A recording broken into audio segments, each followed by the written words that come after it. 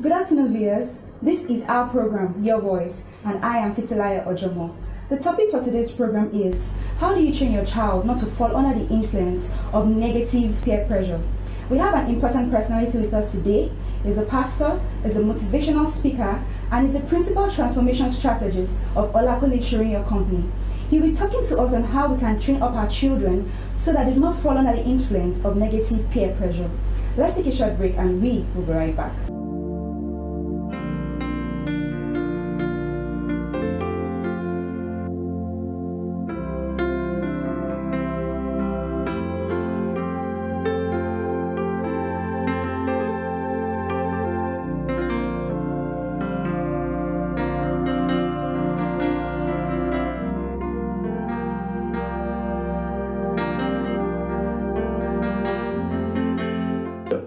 Welcome back, viewers. It's still your program, Our Voice. Like I said earlier, we have the principal transformation strategist of Olakunle company here with us, and he'll be talking to us on how we can train our children so that they do not fall under the influence of negative peer pressure. Good afternoon, Pastor Kunle. Good afternoon. It's a pleasure to have you here with us today. Yeah. Can you tell me about yourself? Well, there's a lot I can say about myself. A lot of it is available online, olakunle.com.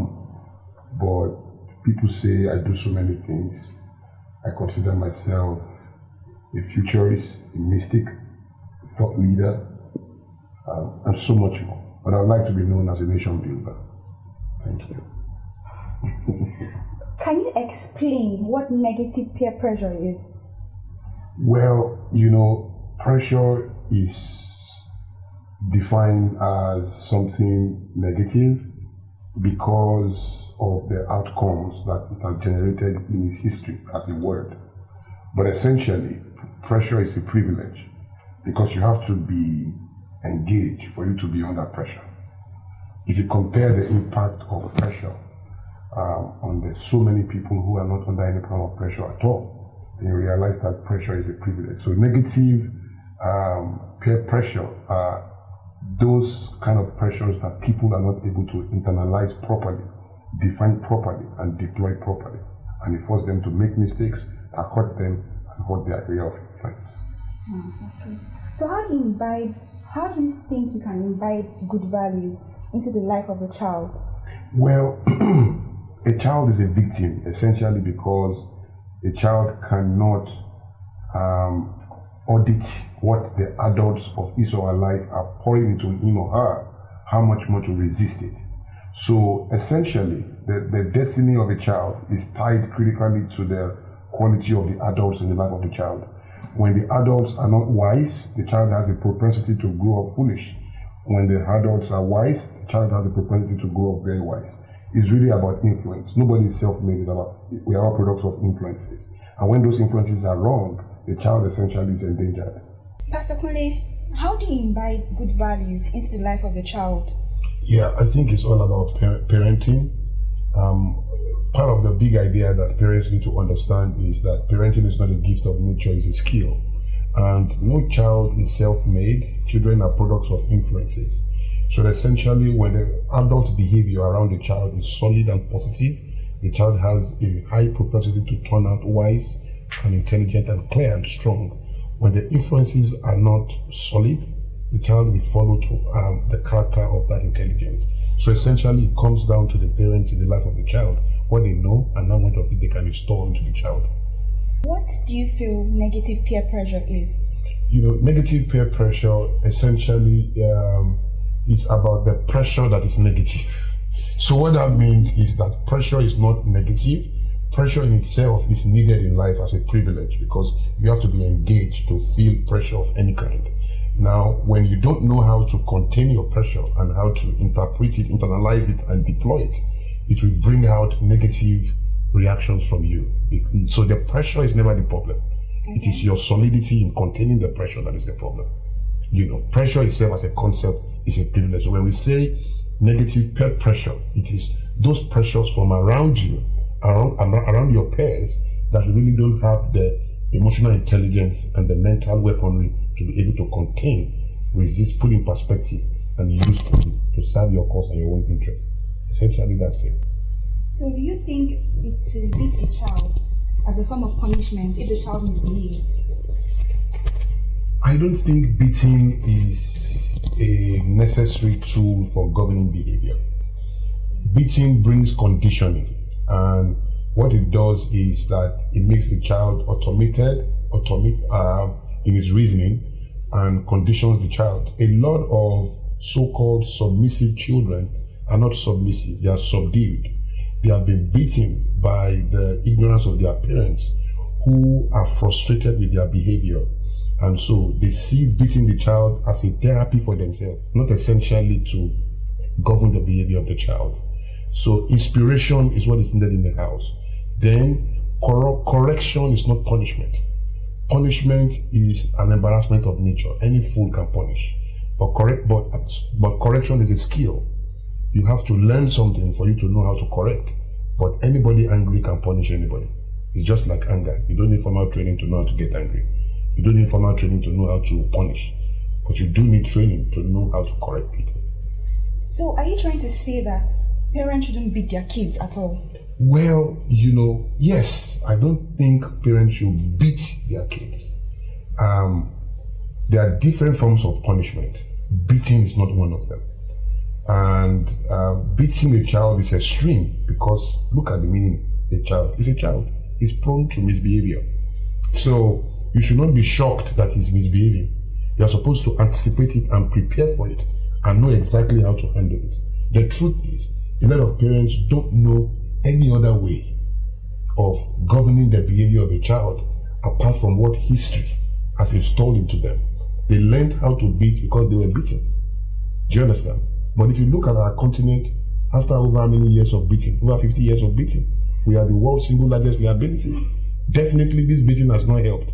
The environment we criticize, America, United Kingdom, Europe, we say that they don't beat, but they give us everything we use. Our cars, our shoes, our computers. There must be something about this not beating that is allowing the kids to function at that high level of creativity that beats our own out.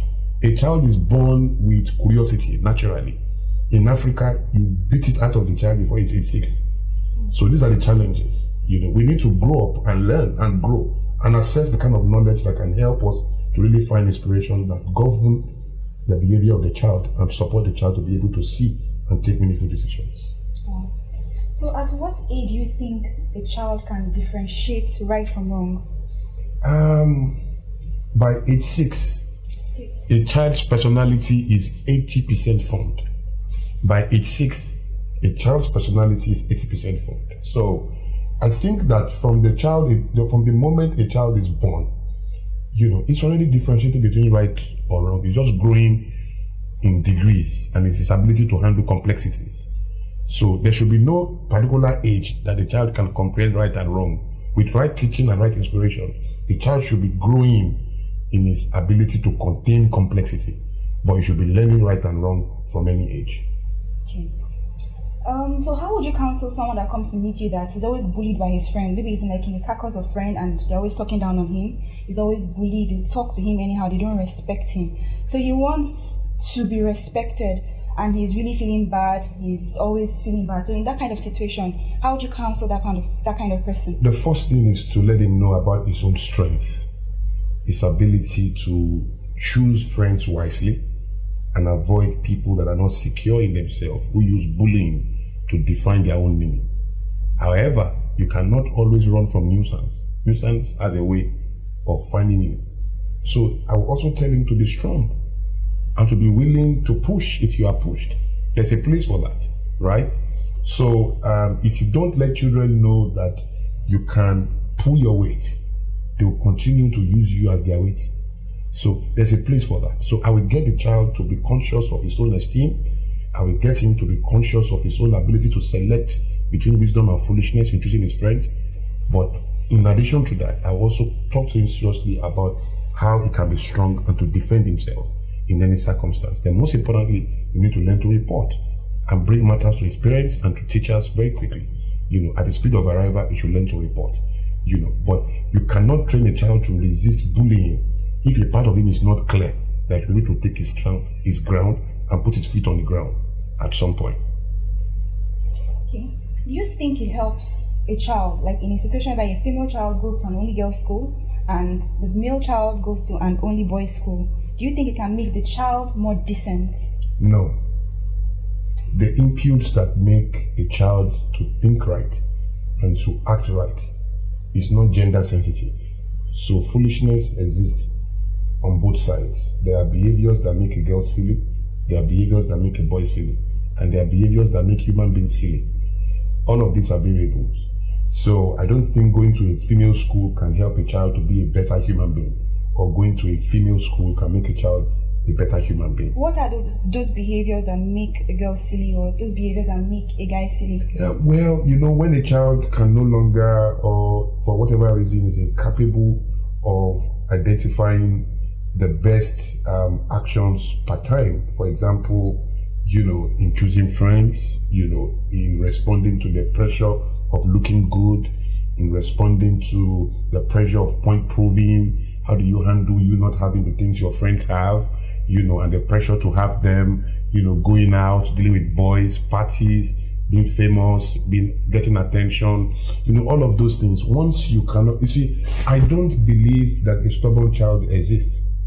I think there's no such thing as a stubborn child. You only have ignorant parents. I think ignorant parents are the ones that create the kind of behavior that we see in children. Children are victims, and they will always be victims as long as the parents in their life are not strong enough to offer them proper direction. So kids crack in the face of pressure. They don't want to crack. They make promises to themselves. They break as many as they make. They do wrong things. They don't want to do it, but they do it because they thought they could work against it, but they couldn't, because what it takes to say no at that point is missing. I tell parents every time, the most powerful word in the life of a child is no. Yes is something nobody needs to be trained to say, but if all you know how to say in your life is yes, you'll be used, dumped, taken for granted, and cheated all your life. You need the character to say no, and that has to be taught. That's not what you learn naturally. Okay. Teenagers have this feeling, they have this mentality that they are adults when they get to like age 13 to 19. So in a situation where a teenager misbehaves, what do you think is the best form of punishment? Conversation. There's nothing called punishment.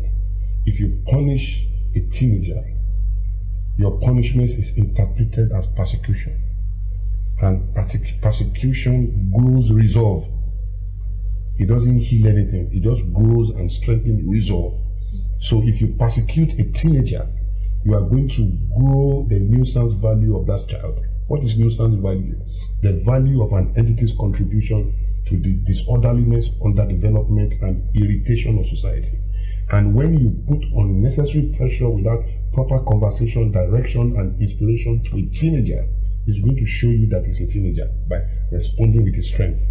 And the critical component in the life of a teenager is that there are options. There are too many options in the life of a teenager.